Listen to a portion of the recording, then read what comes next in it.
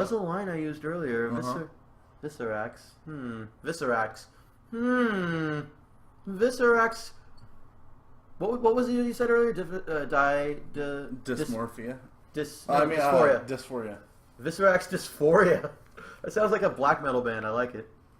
Viscerax dysphoria. No, excuse me. Yeah. Viscerax dysphoria. Flesh combine. Flesh combine. Oh, I could hear her saying in like a sultry young man's voice, "I'm gonna put you in my flesh combine."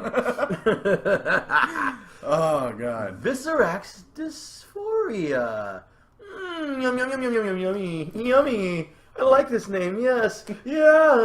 I want to put it in her flesh combine. Yes. Ooh. I want to touch the seam of her body. I want to touch her crease. You haven't heard the song Nyub yet. We haven't done that with Anubis unit yet. But Nyub is great, and I'm memorizing the lyrics. And let me touch your seam now, baby. I want to touch your crease. I want to nub you down a little, and from the friction release. I'm just saying. And I also have a song called Meat Bucket that's going to be in versus Meat Walls and versus the Necronomicons. Meat Bucket might. But it's literally just put it in a meat bucket. Yes. Yes. Put it in a meat bucket. Yes. Put it in the meat bucket with the gristle and the viscera. So yeah, Viscerax I want to say dysphoria. Dysmorphia. So yeah, Viscerax dysphoria. Okay, Viscerax dysphoria. It was just one of her first moves as trying to take over the world is she's going to actually create a monster truck with her name on it. Why? Fuck you. That's why. Publicity. That too. Oh no, my God. It'll just say Debbie. She's not going to drop her name until it's... Remember, by the time she's ready to try and take over the world and go head-to-head with Kaegro and the boys in the shop, that's pretty much, she's already taken over. It's kind of like that scene in Little Nicky Honestly, where, at the point of when the role Kaegro is gonna really have in this is he'll be in the fight, but for the most part he's gonna be the Mickey to the group's Rocky. Ah, yes.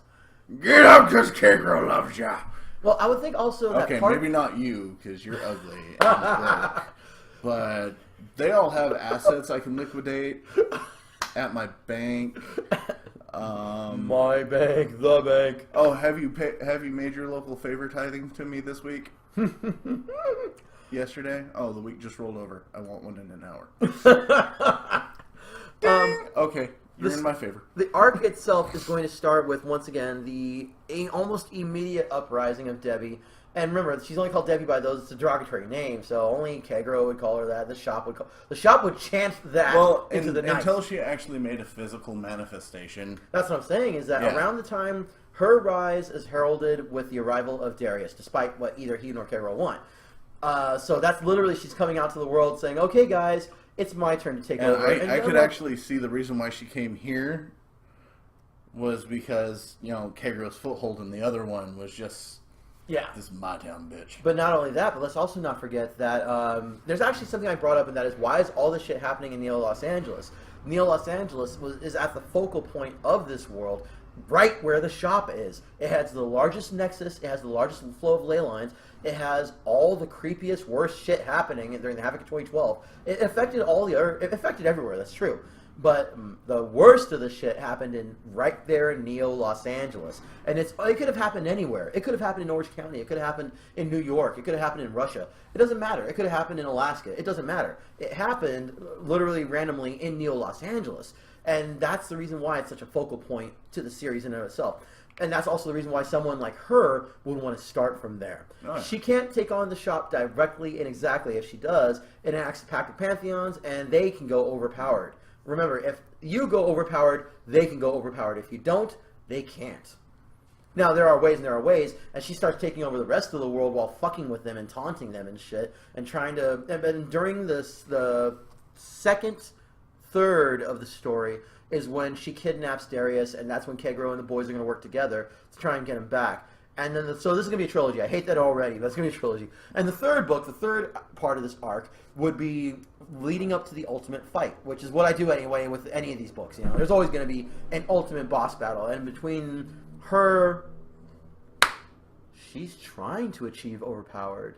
Once again, she we mentioned that Kaegro is the only one who figured out a shortcut, but she is chaos. She's not within the laws of normal bullshit. No. And Chaos spat her out already as a rising force as part of an attempt to create an overpowered, but it failed. It cannot create an overpowered. But she's the one who figures out... Yeah, she's the one who figures out that she can achieve it if she has a herald. And that's why they're so fucking important to her. She needs a herald for more than one reason. It's like the law of reality or some shit. In order for her to gain gnosis... It's kind of like how with gods, a god of any sort needs a high priest and an oracle in order to speak to the people. In order for oh my god, we've been talking about this entire thing, and it has led to this moment. She needs a herald, and in order to get her herald, she's failed twice. So now she's going to try her grandson. The moment Darius entered into this world, that was actually kind of an accident. She didn't know of his existence. Nobody did. Remember? No. Until he entered into the world proper. And then suddenly, ding! You don't know it, but you're it. And that's why she's so hopped up on Darius now. And even worse, she would still want Kaegro because she's got fucking issues. But she's got her herald. Even if he hasn't accepted it yet. And won't. I mean, between us, we all know that he won't because he's fucking Darius. Yeah. He's probably going to try and ride it as best he can without giving his soul. He doesn't even have a choice in the matter of being a direct bloodline. Exactly. But that is why she's been so fucking hot to get a herald. She needs a herald in order to acquire gnosis. It's the only way she can break out of 500 or 750 or wherever she's stuck at. Yeah. The higher god status is 750 if I remember. No, god is 100. That's always been a thing. Okay. 250 is higher god. 500 and 750 only 1,000. You know, it's on the thing, which I'll look it up sometime, yeah. It's on the thing. I have it over there. Actually, shit, I can just bring it up right now while we're talking. So, as soon as I find it... So, I wonder if I typed in overpowered, if that would look it up. So, in order to fulfill her destiny with chaos... Oh, shit, none of this. Okay. So... Oh, my God. It should be under the hound style of fighting. There we go. And I have it somewhere over here. I'll find it as we talk.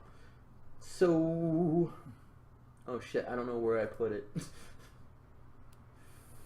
Fuck. Oh, there it is. So yes. Okay. So even though the Gnosis event starts at 100. 300. Yeah. 300 is High God. I'm sorry.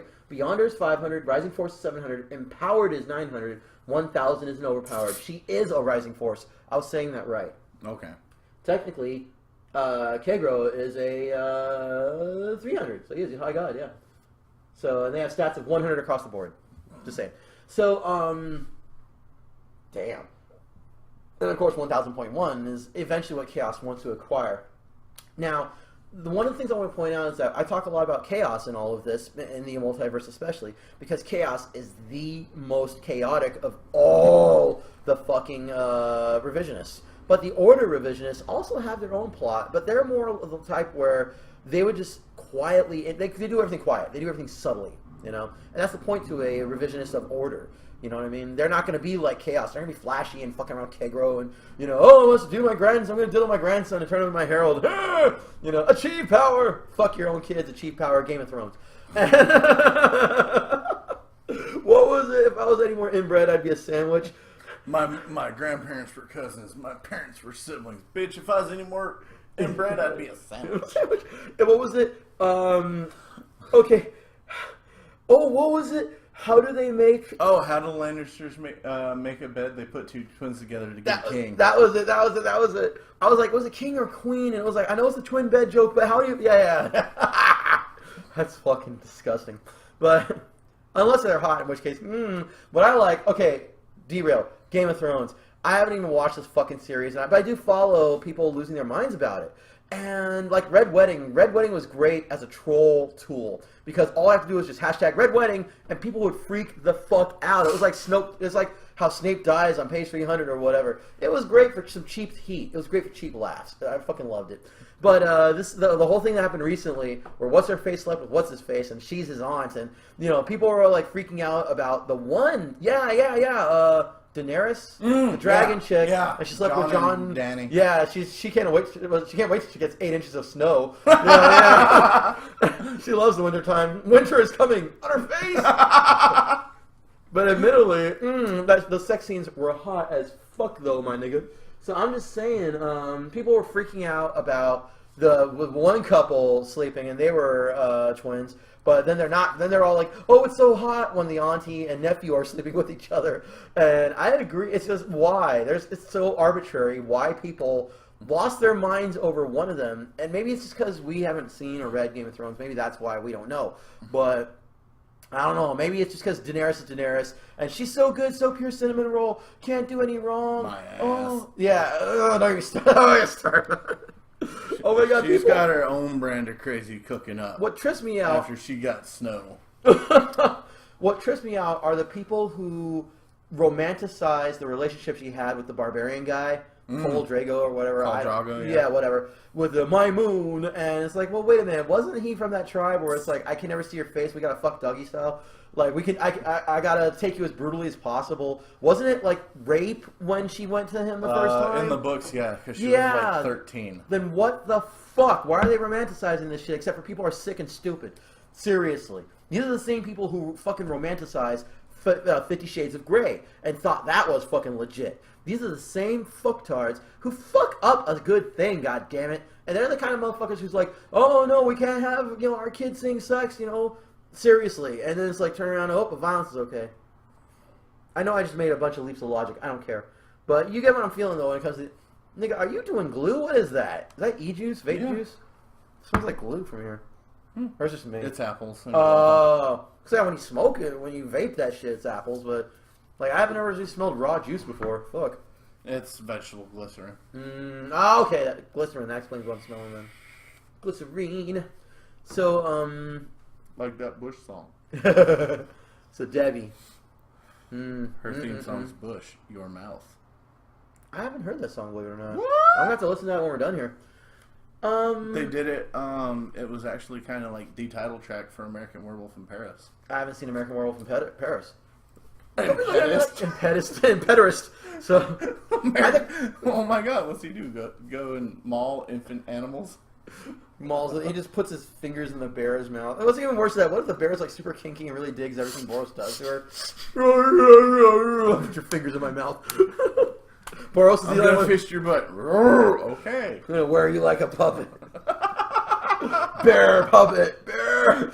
I want this bear to be excellent. I want this bear to be like successful at everything she does. So during the rise of Debbie, during that first arc, where it's just the sudden rise of the Debbie cultists are now legitimate, and nobody, like literally the shop didn't even see it coming. Nobody saw it coming when suddenly the politician talks about, the cult of Viscerax, the cult of Viscerax has been legitimized, 24-0, and it's like all the cultists or all of them have like no face, and Frank's like, the fuck? guys, I think I found our bitch, like fucking, and it's just literally like a small montage of Debbie walking the streets, because now she can, literally as Viscerax wearing furs. And honestly, the reason why Kaegro would, in my opinion, and thought just she doesn't know Kaegro's here. She doesn't know Kaegro's here, and he would give away his position if he used her real name. So he can't attack her. Like he can't mention her real name. He can't write her real name. He can't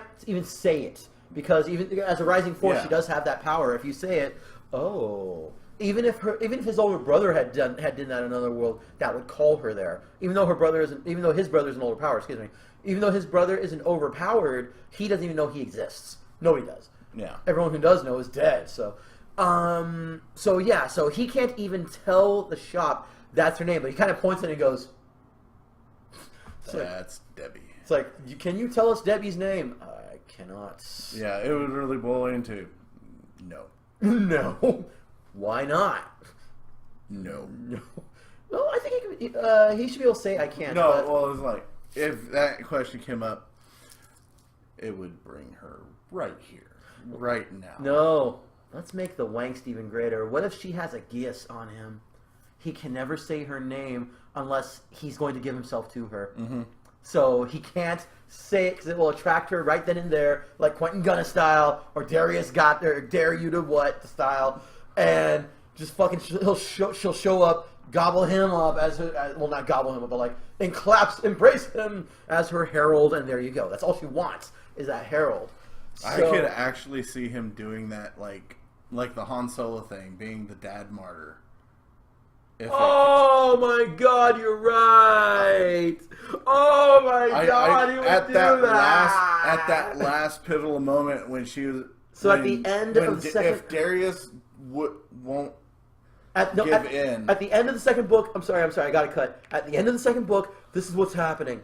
Darius is going to be in a do or die situation where finally they've tried assaulting her castle, which is now Brownstone. I keep fucking up Babel, I don't know why. But Babel morphs into this fucking evil fucking castle. Sometimes Babel's just got to come down. Gate of Oblivion style.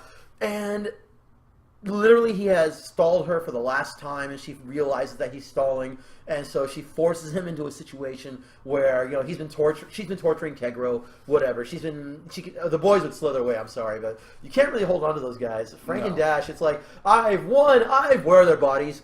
You know, it's happened already once, and I'm sorry, it's precedence, she's going to defeat them during their rush, but Frank and Dash get the fuck out because that's what they do. It's time to get the fuck out. She's going to make a mistake and we'll strike then. We'll save them then, you know. But Kaegro, she's been torturing in front of Darius because that's what would really turn him. So he's about to say it when Kaegro says her real name and she goes, Sarax. What? Wait, I accidentally pressed it. Oh, I just increased the volume. So actually, let's stop for a moment. Let's come back.